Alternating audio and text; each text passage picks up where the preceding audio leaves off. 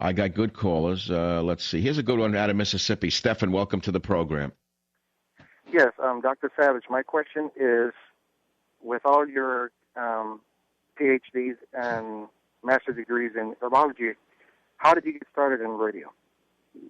Well, first of all, my PhD is in nutrition, epidemiology from the University of California at Berkeley. You know, it's in human nutrition and epidemiology, two hard sciences. I had 2 previous master's degrees, one in medical anthropology and one in medical botany. The medical botany master's was equal to a high-end PhD anywhere else because my master's thesis was published in a journal that is published at Harvard University. So my master's level thesis was as good as anyone's PhD, if not better.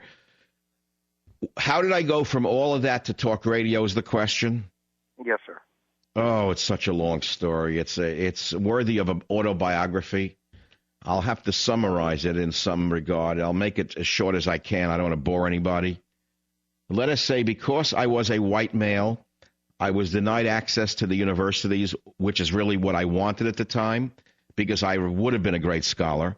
I had shown great promise and published some incredibly insightful scientific papers, but they were not hiring white males at the time in these fields. They were only hiring incompetents from the third world or women with 10th rate degrees, and that's why the fields have produced little or no scholarship whatsoever. So I had to reinvent myself, so I did corporate consulting, I wrote books, et cetera, and so on, but I continued my research. I funded my own travels to the South Pacific. It was a big juggling act. And then around the year 1994, I sent out a demo tape to 450 radio stations that I put together, like a fake radio show with callers. My friends called in and all that. And about 5 radio stations said, "You're good. Would you like to, be on our air?" One was in Boston, and a couple were in San Francisco. And then I went in and did fill-in work in San Francisco, night work, overnight fill-in. Then they offered me a full-time job. Then I was syndicated in the year 2000. And here it is. That's how that's basically the story. Thank you very much for answering. Thanks for the call. In other words, I reinvented myself. You see, the young man said he was fed up with he can't make a living, he can't make a job. Well, society said we have social engineering going on right now, and white males need not apply. Now, I could have spent the rest of my life as an embittered intellectual, hating the world. They did it to me, chip on my shoulder, and gotten nowhere the rest of my life. I could have been one of the bums sitting in a cafe disgruntled, retired or living on SDSI or whatever I put together in my life, been just a miserable human being the way most of these disgruntled people are. Instead, because I didn't want to be a loser and a bad role model for my children, I decided to struggle at age 50 and start all over again, which I did. By the way. And, here I am, thank God. No one gave it to me, okay? I had to claw it out of the ground. But here I am, and thank God, because I prayed for it, to be frank with you. Now, ladies and gentlemen of the Savage Nation, I'm going to read you the last paragraph, because this now goes to you, whether you are on a ship or in a car, whether you're sitting in a house or rotting in a jail cell, because it's so universal in its description of what happens when a human dies. Listen how he ends this little tale. Nobody ever comes back from a missing ship to tell how hard was the death of the craft, and how sudden and overwhelming the last anguish of her men. Nobody can say with what thoughts, with what regrets, with what words on their lips they died. But there is something fine in the sudden passing away of these hearts from the extremity of struggle and stress and tremendous uproar, from the vast unrestful rage of the surface to the profound peace of the depths, sleeping untroubled since the beginning of ages. Now that's writing, that's literature, that's Joseph Conrad. An excerpt from The Mirror of the Sea. Very nice, Michael. Applauding for myself. It's this is such an isolated profession. It's incomprehensible. It's one thing if you do it in front of a live audience. You do it on a radio show. You don't even know if anyone went to sleep. Did anyone enjoy that, or you would rather I never read literature again? Just that Obama's no good. Them Dems are commies. No, I mean it's all true, but how much can I do of it? There's only a limit to it. I just wrote out my order of food for the night for this weekend. Atlantic smoked salmon, bagels, 4 dolmas, and a small milk for the missus when she comes over for the coffee. Humble guy. Go out in the boat. I'm not going to hit an ice floe this weekend in the Bay Area. Don't worry about it. Okay, 1-800-449-8255. I can't take any of these calls up there. I can't jump from this to that. Any literature calls out there? I'm dead in the water. No one heard it. No one's interested. Does anyone listen to talk radio anymore? Or is this whole field dead? No one cares anymore. I mean, with Romney, with Mitt Romney as the front runner for the Republicans, you may as well forget the whole picture. He already came out and saluted Obama today for not releasing the photo. That's Mitt Romney for you. Diet Coke or Diet Pepsi is what you get. Socialist Coke or Socialist Pepsi. Either or. Here's a guy in his 162-foot yacht showing off with his young girlfriend with the fake boob job. Making memories with his girlfriend and President Joe and his wife, G. Some men live for this, to have the big boat and the picture of them with the young girlfriend. 4 years later, click, click. 2 years later, they got a half a baby between them. The yacht she owns, she took the yacht. Oh, guys, will they ever learn? There's no beating it. Don't you understand there's no beating life? Marrying a young woman when you're that age is like hitting an ice floe. No matter which way it is, you're going to get hit with that ice floe. Whether it's initially or later. Take a look at Mel Gibson. Don't they understand it? I mean, because I read that Paul McCartney just getting married again to some girl he met in wherever, who knows, the Hamptons.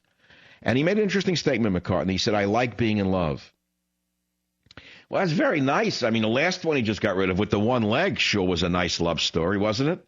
The one-legger must have cost him $300 million for being in love. Love is a fantasy. Don't you understand that love was invented in the Middle Ages during the Renaissance, that there was no love before that? Hey, shall I tell you my cynical view of love? Because it's true. See, America lives in a fantasy, which is beautiful. We all share in this social construct. All of our social constructs. We all share in them or negate them, but we all share in them one way or the other, either by believing them or negating them. Love is a social construct that, according to my reading of literature, did not exist prior to the period that Shakespeare wrote in. In other words, I'm not saying everyone was a caveman before then, but they married for reasons other than, oh, my God, she's my soulmate, and I met her on 48th and 3rd Avenue when I was out walking my terrier, and she's my soulmate. There never was a thing called a soulmate. The religious Jews who I knew many years ago taught their children that you marry someone for other reasons and you learn to love each other. That's the way they pick. They pick based upon family lineage and the ability to raise a family and things of that nature. And then when the couple lives together, they learn to love each other. Usually the marriage lasts longer than if you, oh, my God, met her oh, my God, 90 days later already, that they got a half a baby each. And they don't understand why the marriage didn't last.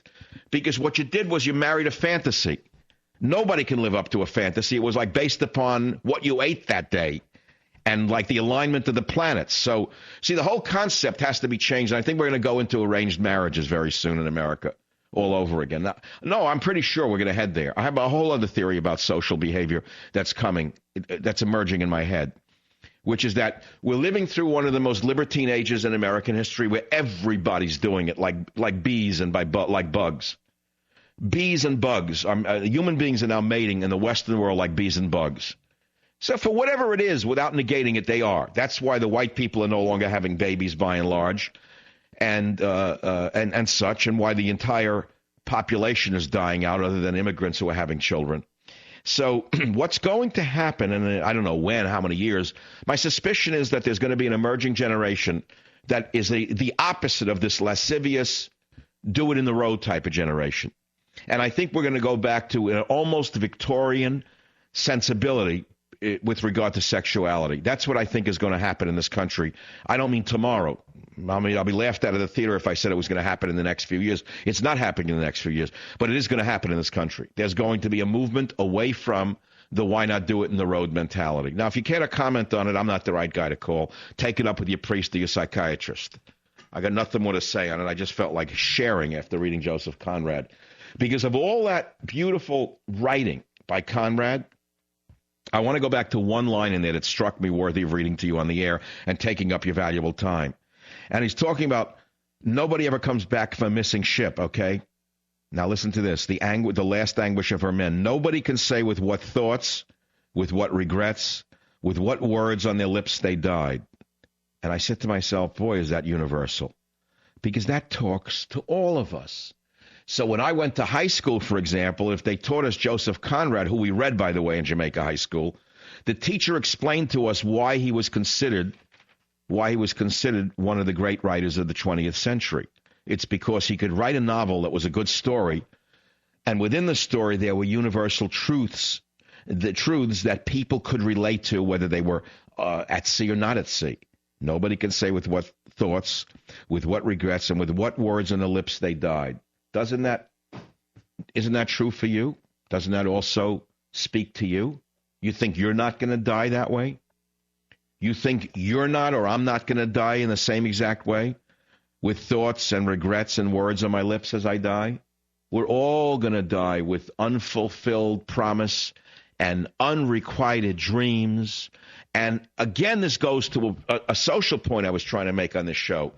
The myth and the fantasy put out by the news/entertainment media is so overwhelming that they have the entire population hoodwinked into believing that if only you were a slut like Lindsay Lohan, or only if you were a degenerate like one of the Hollywood, gigolos running around, you'd be happy like them. It's absurd. They're not happy. They're on drugs, and they're in rehab, in and out of rehab and drugs. Why? Because their lifestyle is unfulfilling. Don't you understand it? They're trying to beat the rap. You can't beat the rap, man. The rap is life. The Buddhists have it right. The Buddhists say it's a wheel. It's the wheel of suffering. And the day you accept the fact that you are put on this earth to suffer is the day you'll suffer less. I'll be right back. Savage. Come with me, my love, to the sea of love. I want to tell you how. It is the Savage Nation, heard across America. So as we broke off for the commercial messages, I went into a little philosophy, and I said, the day you realize we were put on this earth to suffer is the day you suffer less, which came out of me. And I felt as though I felt liberated from a certain struggle that's going on within myself right now. And I wanted to tell you, my audience, something. The thing that motivates me most about doing radio is a moment like that. Is that I struggle just as you do in trying to punch through the daily grind, so to speak, the rote, just being another mote in the mire and struggling along until the day we're gone. And the fact is that only at a moment like that, when I come up with ideas that I think are valid and quotables, do I feel validated. I felt as though I produced a pearl from within the oyster of pain and the oyster of suffering. So I don't want to over-dramatize the issue of suffering, because I know what real suffering is, and this is not suffering. This is more or less the proper word would be the anguish of life itself, because life is anguishing. And part of the problem with our society is the mythology that everyone's happy but you. The Real Housewives of New York, the Real Housewives of Beverly Hills, the Real Housewives of Washington. Mob wives, they're all such big mouths, and they're all so happy, and they're all having such dramatic lives, and only you're home alone, isolated and alone and suffering. Only you are, not them. They find these low lifes and put a camera in front of them, and suddenly they're a star. And the fact of the matter is, everybody is the same exact way. And no matter what show they put on, like the other guy's happy every minute, he's got the yacht and the wife. Sure, he's probably got more happiness than the guy riding the subway, in the sense of self-achievement. But I don't for a minute, see, I have a strange thing I have a strange view of life. I happen to believe that in a way, I've held this belief since I'm 17. It's a certain quotient I've had in my mind, and maybe it's a mythology of my own, but everybody invents them in order to get through life. But I came to the understanding in my own life that I think that in the whole scheme of life, unless it's cut short in childhood or something like that, I think that there's a balance between the kind of the suffering that we all go through and the sadness, meaning the very rich man riding around in a limousine, he's full of anguish. He's got 40 lawsuits going on at any one time. He's got the third young wife of his life who's probably cheating on him, or he's got a private detective watching to make sure she isn't. She's in hell because she married an old dude that she can't stand. but she's got to shine it on every day. Then they got a kid in rehab who can't stand both of them and knows it's all bogus. Even though he lives in a 16-room apartment on Fifth Avenue, he's still miserable, more miserable than the kid who's working, delivering a newspaper because he's got no reason to live. So at the end of the day, there's some kind of quotient that God creates for all of us, I used to think. And maybe I was mytholizing the whole, making the whole thing up in order to justify my own struggles. But at the end of the day, truthfully, to me, radio is not so much about making money or showing you how smart I am or whatever, ratings. It's punching through the vicissitudes of existence and for a moment flying like an eagle. Coming up with a word, a concept, a stringing of words that might liberate someone listening to this program for a moment and make them realize that there's a universality in their struggles.